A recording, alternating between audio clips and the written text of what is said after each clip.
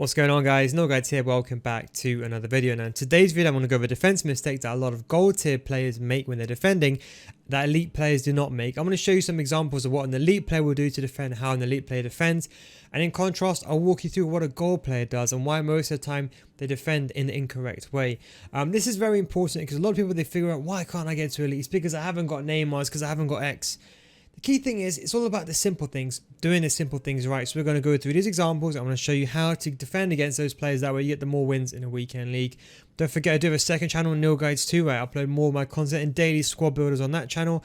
And don't forget, I got other tutorials and also got other social medias down below in the description. And of course, we have a Discord channel as well. All links are going to be in the bio. But without further ado, let's get straight into the video.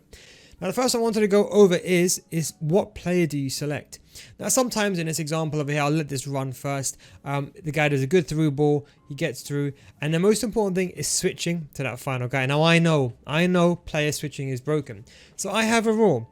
I agree, whether you use ball relative or player relative, right stick switching is broken. In theory, what you should be doing, you should be using the right stick switch, and you should be able to flick your right stick to one of the CDMs or one of your centre backs.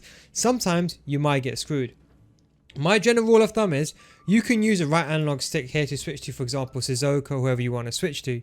But as soon as you get into, once your opponent gets your back line, you use the L1 or the LB button. This year, if you watch my streams, people ask me, oh, don't you switch with your right analog stick? No, I don't, because delay is a big thing.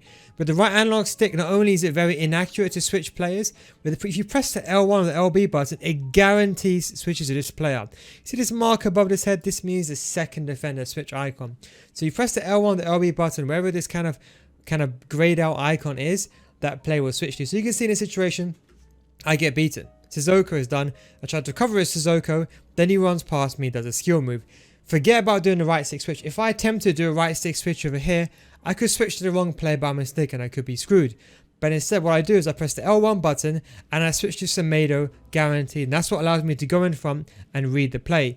But again, the most important thing is the L1 switch. So general rule of thumb, and you'll see a difference straight away. When you try this and you implement this, you'll notice a difference straight away. Have a general rule of thumb. If your CDM is nowhere in sight and your back line is there and you have to defend with them, I would just say press the L1 button. If you press the L1 button, you always switch to this player guaranteed. That way, the game can never screw you over. And even if it does, at least this way you'll know which player you're switching to. With the right analog stick, if you flick to this hand side, you might switch to this player. He might do a skill move, get past you, and it could be all over. So at least that way you have that guarantee that you'll switch to the correct player when you're defending.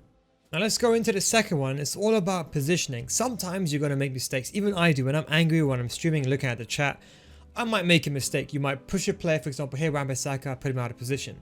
When you're in this situation, it's easy to say just run back, because I agree sometimes you don't think about it and you might make a mistake again.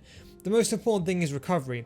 It comes in with pace with centre backs. In my opinion, the faster the centre back, statistically speaking, the better chance you have of recovering the ball and reacting.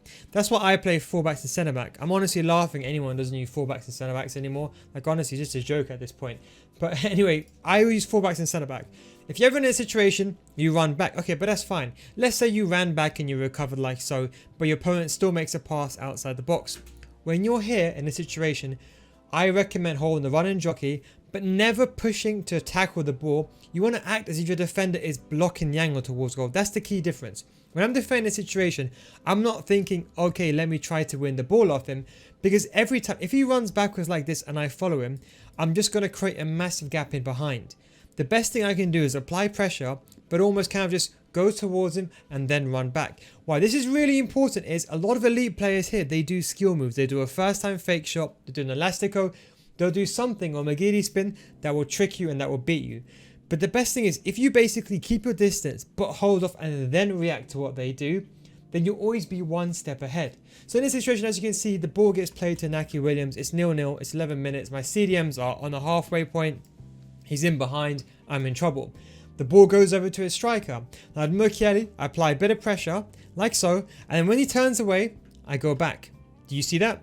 The reason why I went back there is, if I went too far forward and he did a scoop turn, he would be straight through there. And that's what a lot of goal players make mistake. Whenever someone goes back away from goal, you will see this. If you go back and watch your gameplay, this happens a lot. A lot of elite players will run backwards, bait you, and then scoop you or do an elastico. Then over here, when I think I can get the ball again, I run towards him. And then once I realize like there's a chance for me getting the ball, I go close to him, but I don't tackle him. This is important again. Remember, if you run and jockey, if you watch my other defender videos, don't forget, watch my defending live commentaries. They will change the way you defend. They'll help you a lot. But if you can see over here, if I press the tackle button, okay, that means my player commits an animation. Well, what if he does a fake shot over here? Then I'm screwed again. If I in fact just run into my opponent with a run and jockey, I can get the ball off him. I don't need to go in and make a tackle. And that's what I do. I try to go next to him. AI doesn't get the ball or running into him, so I just run backwards.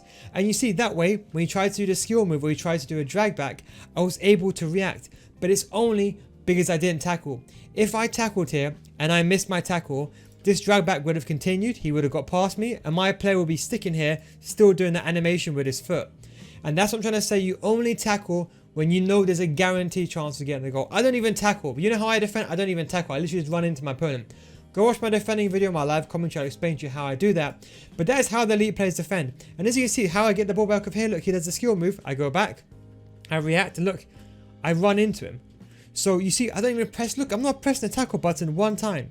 So the key thing is positioning. If you're positioned in the correct place, you'll be fine to defend. If you're ever in trouble or you're ever in doubt, just hold the run and jockey, defend the angle towards goal. Pretend you're like a wall, pretend it's like a free kick, you're blocking the angle towards the goal. As soon as you move out the way you make a tackle, you're in trouble. Apply a bit of pressure if you want to, but if you're always going to do a skill move, just drag it back like so. And then when a chance for you to get the ball properly, then you run and jockey into him. And that's the key to defending like an elite player. I just want to say, if you do want to get better at FIFA, I do have a paid advanced in-depth FIFA School Series.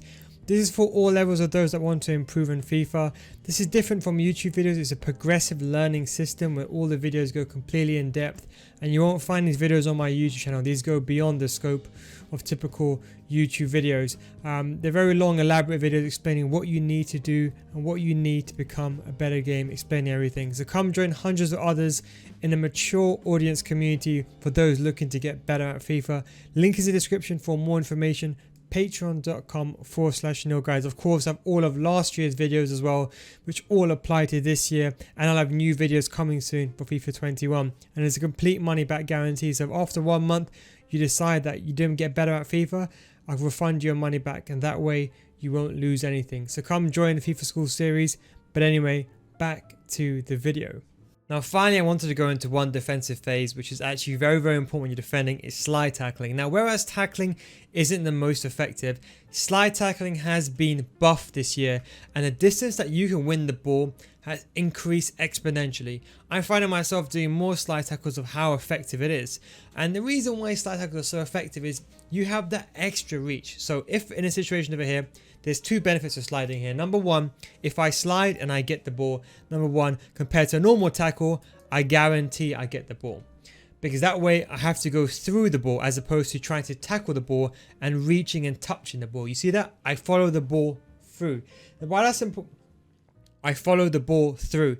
Why that's really important is if you follow the ball through, there is no chance of a rebound. This is how I avoid rebounds, by slide tackling. As you can see over here, when I slide, I get the ball, and the rebound chance is very, very low. It's because the ball doesn't rebound off your player to your opponent. It rebounds off your foot, which is following through, and therefore it has to exit in the direction you're going. If I tried to make a tackle over here, I'll tell you what potentially could have happened. I might have made a tackle. It could have bounced off him, gone back, and he would have got the ball, and he would have basically ran onto him. Because I'm sliding at an angle, I'm following through, the ball gets pushed out. Number two is I have a longer reach than an instant tackle or a normal tackle with the slide tackle, because obviously your body commits into an animation. And the third thing is, worst case scenario, let's say he beats me, I bring him down. That way you basically eliminate all possibilities. The player can't get through.